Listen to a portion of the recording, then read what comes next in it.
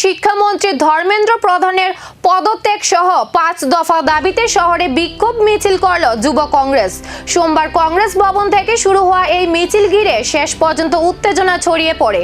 মিছিলটি কংগ্রেস ভবন থেকে শুরু হয়ে শহরের বিভিন্ন এলাকা পরিক্রমা করে প্রাক্তন মুখ্যমন্ত্রী সমীর রঞ্জন বর্মনের বাড়ির সামনে পৌঁছালে পুলিশ সেখানে তাদের গতিরোধ করে। অভিযোগ, পরিস্থিতি নিয়ন্ত্রণে আনতে পুলিশ প্রথমে জল কামান ব্যবহার করে এবং পরে লাঠিচার্জ করে। এতে বিক্ষোভকারীদের মধ্যে চরম উত্তেজনা ছড়িয়ে পড়ে। বিক্ষোভকারীদের দাবি, শান্তিপূর্ণ মিছিলে পুলিশ অতিরিক্ত বল প্রয়োগ করেছে। ঘটনার পর কিছু সময়ের জন্য এলাকায় থমথমে পরিস্থিতি তৈরি হয়। পর্যন্ত 5 জনের মাথা ফাটানো হয়েছে, 3 জনের হাতে মারা হয়েছে, 2 জনের হাত ভেঙে গেছে বলে খবর।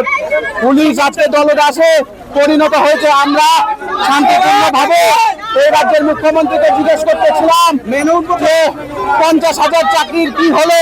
আমরা জিজ্ঞেস করতেছিলাম নেশা কারবারিরা কেন ধরা পড়ছে না, আসল রাঘব বোয়ালদেরকে কবে ধরা হবে, আমরা তা জিজ্ঞেস করতে গেছিলাম। কিন্তু ভূতু মুখ্যমন্ত্রী আমাদের প্রশ্নের সম্মুখীন হতে চায় না।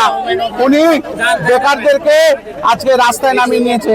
এই রাজ্য নেশায় আগ্রস্ত হয়ে গেছে। আর যেখানে ইন্ডিয়ান রেলওয়ে দিয়ে চাকরি আসার কথা, সেখানে ইন্ডিয়ান রেলওয়ে দিয়ে আজকে ড্রাগস আসছে এবং এই পুলিশ কর্তৃপক্ষ এই বাজেয়াপ্ত ড্রাগস গুলিকে আবার বিক্রি করছে। আমরা তেলিয়ামুড়াতে দেখেছি। এই আন্দোলন জারি থাকবে। ধর্মেন্দ্র প্রধানের ইস্তফা চায় যুব কংগ্রেস। এই ঘটনাকে কেন্দ্র করে রাজনৈতিক উত্তাপ কোন দিকে গড়ায় এবং প্রশাসনের অবস্থান কি হয়, সেই দিকেই এখন নজর সকলের।